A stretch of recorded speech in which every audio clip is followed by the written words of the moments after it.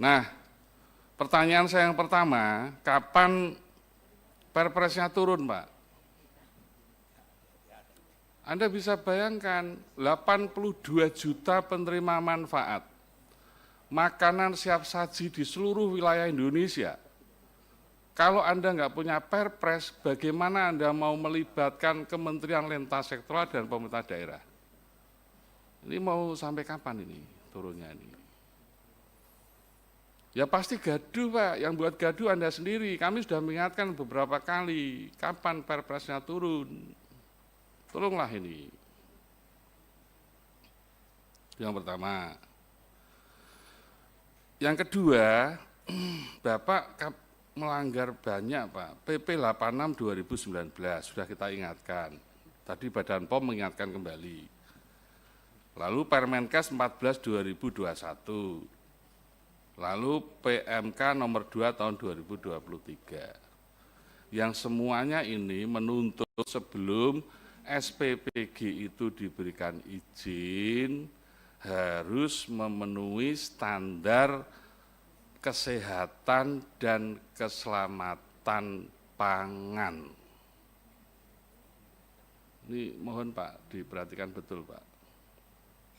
Jadi standar kesehatan dan keselamatan pangan itu syarat mutlak tidak bisa ditawar karena semakin standar ini enggak dipenuhi berkorelasi positif dengan keracunan.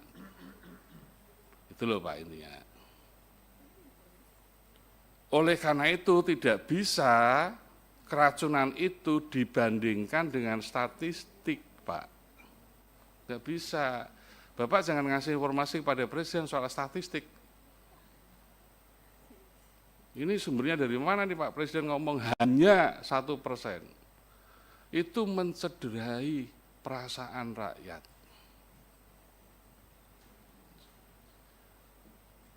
Ini tidak boleh Pak. Keselamatan rakyat itu zero Pak. Seperti kepala BPOM tadi. Sama juga dengan FAO. Jadi kalau bukan pangan jika tidak aman. Bukan pangan kalau tidak aman. Dan saya meyakini fenomena keracunan ini seperti fenomena gunung es. Banyak yang nggak dilaporkan. Dilaporkan kalau sudah sampai rumah sakit atau puskesmas. Jadi Pak, soal ini Pak harus dibangun komunikasi yang empati, yang baik dengan masyarakat. BGN belajar dari situ. Ini saran moral aja Pak ini Pak. Tugas kami ini hanya mengingatkan Pak. Sehingga kalau bicara standar kesehatan keselamatan pangan, satu, sertifikasi layak higienis sanitasi. Yang ngomong siapa? KSP sendiri loh Pak, bukan kami di Komisi 9, baru 36 dari 8.000 yang punya SLHS. Kami ini enggak ngomong loh, jangan dituduh. Jadi istana sendiri itu yang mengatakan.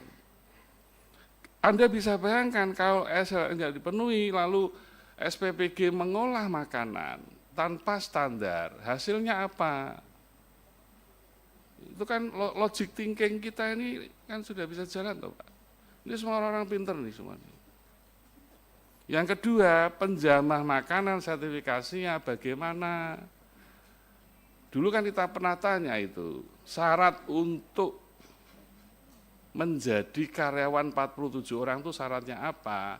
Yang penting sehat. Tapi lupa bahwa orang yang ada di situ itu semuanya memiliki kesempatan untuk kontaminasi makanan. Tambah lagi HACCP, tambah lagi CPPOB. Kalau ini semua dipenuhi Pak, saya yakin kok bahwa SPPG bagian dari bisnis seperti catering. Dengan catering kita bisa galak, dengan SPPG sendiri kok kita lemah sekali. Mohon Pak, ini betul-betul quality ini diperbaiki. Saya agak bingung ketika pendampingan koki terlatih, terus ngambil kokinya dari mana? Siapa koki itu? Apakah mau ngambil chef dari Singapura misalnya, atau yang kelas hotel berbintang misalnya. Dari mana ini chefnya ini? Nanti bagaimana identifikasi chefnya ini? Apakah tidak sebaiknya dorong aja BPOM ini, dorong aja Kementerian Kesehatan, dorong aja Dinas Kesehatan Kabupaten Kota, dorong aja Puskesmas, masuk ke semua dapur, diberi kesempatan mereka masuk. Banyak kok di lapangan begitu orang masuk dihentikan kok, nggak tahu siapa yang menghentikan itu. Seolah-olah ini untouchable. Ini perilaku siapa ini? Ini nggak bisa ditangani satu sektoral, Pak. Ini mau diubah pikiran teman-teman BGN ini. Kemarin ada laporan wartawan mau masuk nggak boleh juga sampai dimarahi sampai mau berkelahi. Jangan begitulah Pak.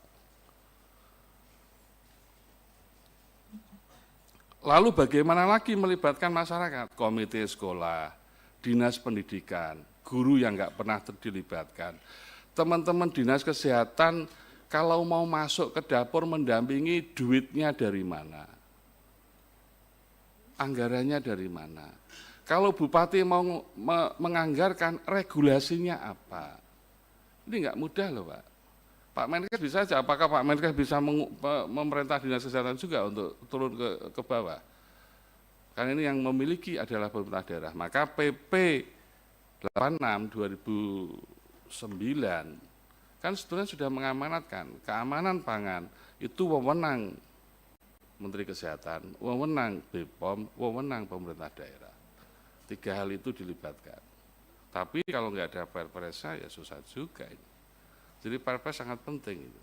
Nah, kemudian saya berharap mekanisme silang penjaminan mutu internal dan eksternal, internal oleh BGN sendiri dikuati. Penjaminan mutu eksternal oleh Dinas Kesehatan, oleh BPOM, pemerintah daerah dikuati, Pak.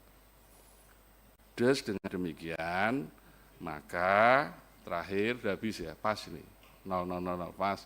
Maka saya berharap Perpres dikeluarkan segera, lalu penjaminan mutu internal eksternal dilakukan. Jangan berharap bahwa pola seperti ini dipertahankan.